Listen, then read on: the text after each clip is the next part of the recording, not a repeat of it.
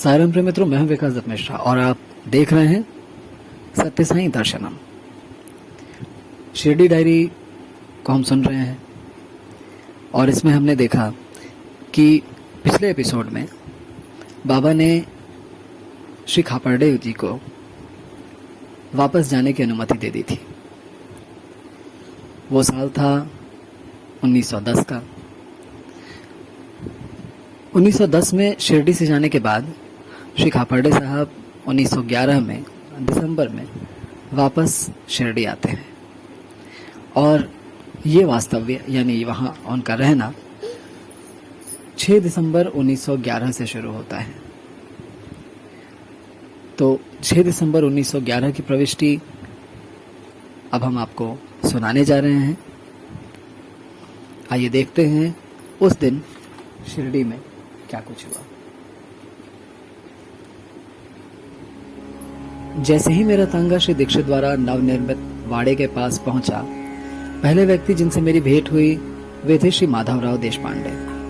मेरे तांगे से उतरने से पहले ही श्री दीक्षित ने आज रात मुझे अपने साथ भोजन करने के लिए कहा। उसके बाद मैं माधवराव के साथ साईं महाराज के प्रति अभिवादन करने के लिए गया और थोड़ी दूर से उन्हें प्रणाम किया। उस समय वे हाथ पैर धो रहे थे। फिर मैं नहाने धोने और पूजा करने में व्यस्त हो गया। वे जब बाहर निकले तब उन्हें प्रणाम नहीं कर सका। बाद में हम लोग एक साथ उनके पास गए और मस्जिद में उनके पास बैठे। उन्होंने एक ऐसे फकीर के साथ रहने की कहानी सुनाई जिसे अच्छे पकवानों का शौक था। इस फकीर को एक बार किसी रात्रि भोज पर आमंत्रित किया गया और वे साईं महाराज के साथ गए।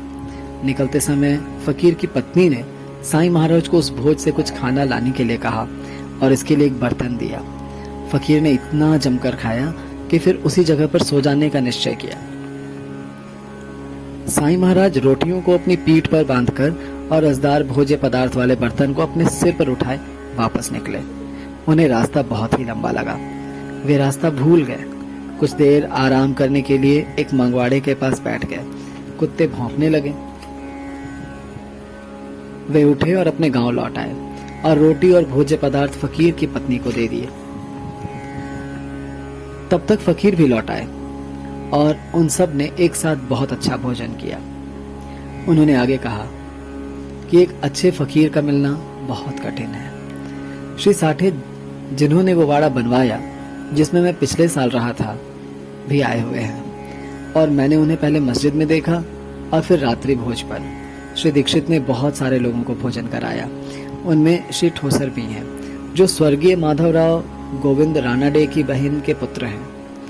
ठोसर मुंबई के कस्टम कार्यालय में नौकरी करते हैं। वे बहुत भले आदमी हैं और हम बात करने बैठे।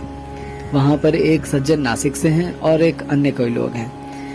उनमें से एक टिप्पणीस सपत्नीक आए हैं और वे अपनी पत्नी को पुत्र प्राप्ति की याचना के लिए लाए हैं। बापू साहेब जोग यही हैं और उनकी पत्नी की तबीयत ठीक है। श्री नूलकर अब जीवित नहीं है और मैं उन्हें बहुत याद करता हूँ।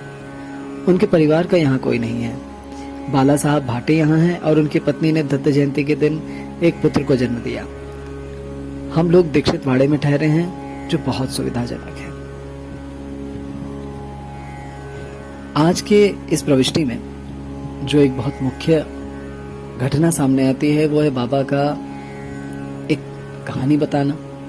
कैसे वो एक फकीर के साथ जाते हैं एक भोज पर जहाँ पर फकीर खूब डटके खाते हैं और वो वहीं सो जाते हैं। बाद में बाबा कुछ भोज्य सामग्री को अपने साथ वापस लेकर आते हैं और भोज्य सामग्री पत्नी को, जो फकीर की जो पत्नी थी, उनको देते हैं। तब तक फकीर भी आ जाते हैं और वो सब मिलकर भोजन करते हैं। बाद में बाबा ये भी कहते हैं कि एक अच्छे फकीर का मिलना बहुत मुश्किल है। एक अच्छे फकीर का मिलना यानी एक अच्छे सदगुरु का प्राप्त होना बहुत ही कठिन कार्य है। हम सब जानते हैं इस बात को। कितना ही आसान होता है शास्त्रों के बारे में बड़ी बड़ी बातें करने वाले गुरु का प्राप्त होना। कितना आसान होता है आडंबर युक्त बहुत सारे प्रपंचों से भरे हुए लोगों का मिलना, लेकिन कितना ही मुश्किल होता है, कितना ही कठिन होता है किसी सच्चे सदगुरु का संग मिलना।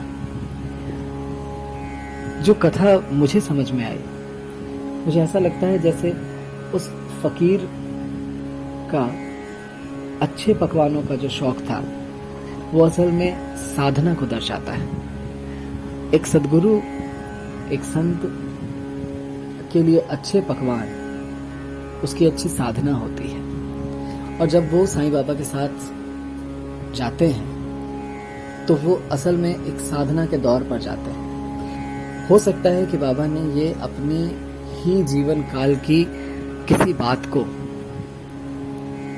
इस कहानी से इंगित किया हो। शायद वो अपने गुरु के साथ जो उन्होंने समय बिताया, जो साधना करी, ये उसके बारे में हो। कैसे उनके गुरु ने उन्हें सिद्ध किया, कैसे उनके गुरु समाधि में गए, कैसे वो वापस आते हैं और आखिर में उनकी पत्नी को वो सारे भोज्य पदार्थ देते हैं। सद्गुरु की पत्नी यानी सद्गुरु की भक्ति, वो सारी भक्ति जो है वो साधना, अपनी जितनी साधना है, बाबा जितने भी भोजन लेकर आते हैं वो सब उनकी पत्नी को देते हैं। तात्पर्य है कि सद्गुरु के संग में जो उन्होंने जितनी भी साधना प्राप्त की, जितनी भी सिद्धियां प्राप्त की, वो सद्गुरु की पत्नी को दे देते हैं, यानी उनकी भक्ति को प्रदान कर देते हैं कि ये मेरा कुछ भी नहीं है, सब तुम्हारा है। और तब सद्गुरु यानी फकीर, उनकी पत्नी और साईं बाबा मिलकर खाना खाते हैं, यानी ये तीनों मिलकर के उस आध्यात्मिक अवस्था को पहुंचते हैं। शायद ये कहानी इसी चीज को दर्शाती है। दीक्षित वाड़े में लोगों का रहना शुरू हो गया था। पिछले साल तक सिर्फ साठेवाड़ा ही था। 1911 में दीक्षित वाड़ा भी लोगों के लिए प्रारंभ हो चुका था।